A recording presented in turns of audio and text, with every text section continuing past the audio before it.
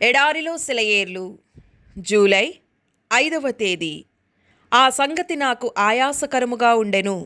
73వ కీర్తన 17వ చరణం.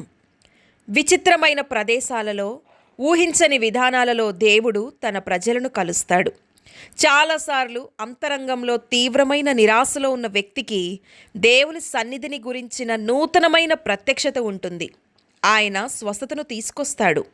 ఒక వ్యక్తి మేకులు చీల్చిన చేతిని అంగీకరిస్తే, లేదా శాంతిని గురించి చెప్పే వ్యక్తి మాటను ఒప్పుకుంటే సమస్తం మారిపోతుంది. ఇద్దరు వ్యక్తులను రక్షకుడు కలిసినప్పుడు వారు ఎమ్మాయి మార్గంలో వెళ్తున్నారు. ఆయన మరణాన్ని బట్టి వాళ్ళు దుఃఖపడుతున్నారు. శిలువ మరణం అనేది భయంకరమైన అనుభవం. దానిని భరించడం చాలా వేదనకరమైంది. మాట్లాడుకుంటూ నడుస్తున్న వారి ప్రక్కకు ఆయన నెమ్మదిగా వచ్చాడు. ఆయన కనబడగానే కలవరంతో నిండిన వారి హృదయంలో నుండి భారమంతా తీసివేయబడింది. వాళ్ళు 3 సంవత్సరాల క్రితం తమ జీవనానికి, కుటుంబ పోషణకు చేసిన వారి పాత వృత్తిని మరలా చేయడానికి తమ వలల యొద్దకు తిరిగి వెళ్ళే మార్గంలో ఉన్నారు. నిరాశతో నిండిన శ్రమ తరువాత మరుసటి రోజు తెల్లవారుజామున సముద్రపు ఒడ్డున కూర్చున్న వ్యక్తి సిద్ధపరిచిన ఆహారాన్ని కనుగొన్నారు. ప్రభువైన యేసుక్రీస్తు ఈ సున్నితమైన స్పర్శతో వారికి తనని తాను ఒక సజీవమైన వాస్తవంగా కనపరుచుకున్నాడు. ఆయన ఈ రోజుకి తన ప్రజలను వారి నిరాశతో నిండిన సమయాల్లో కలుస్తున్నాడు. తన హృదయాంతరంగాల్లో వేదనను కలిగిన వ్యక్తి అనుభవం అది. మరణం ప్రేమగల గృహాన్ని విచ్ఛిన్నం చేసింది. భయంకరమైన తుఫాను దాటికి వేళ్లతో సహా పెళ్లగింపబడిన చెట్టులా జీవితం మారింది. ఆదివారం ఆరాధనకు బ్రిటిష్ నగర వీధుల్లో నడుస్తున్నప్పుడు రాతితో నిర్మించిన ఒక అందమైన చర్చిని దాటి వెళ్ళాను.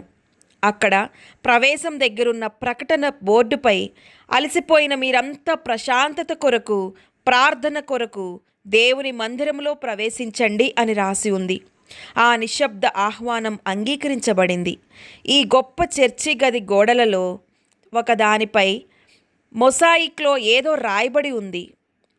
వివిధ రంగుల రాళ్లతో చిన్నగా ఏర్పాటు చేసిన చిన్న ప్రసంగం. నేను దేవుని పరిశుద్ధ స్థలంలోనికి పోయి వారి అంతమును గూర్చి ధ్యానించు వరకు ఆ సంగతి నాకు ఆయాసకరముగా ఉండెను. 73వ కీర్తన 17వ చరణం. ప్రశాంతంగా ఉన్న ఆ సుందరమైన మందిరంలో దీవెనకరమైన ఆ ఉదయం గెత్సెమనే దాని రహస్యాలను తెరిచింది. దుఃఖంతో నిండిన హృదయం కప్పును ఒంటరిగా తీసుకున్న వ్యక్తిని చూసింది. ఆ క్షణం నుండి మొత్తం మారిపోయింది. నాకు చెందినవాడా, వచ్చి నాతో మార్గాన్ని పంచుకో. మనమిద్దరం కలిసి ఈ కొండను ఎక్కుదాం. అవును, ఇద్దరం కలిసి అని ఒక స్వరం నాకు వినబడినప్పుడు సూర్యకాంతి లేని లోయలు, ఎత్తైన కొండలు, ఏటవాలుతో కూడిన సుదీర్ఘమైన అలసటతో నిండిన మార్గం అకస్మాత్తుగా దాని భయాన్ని కోల్పోయింది.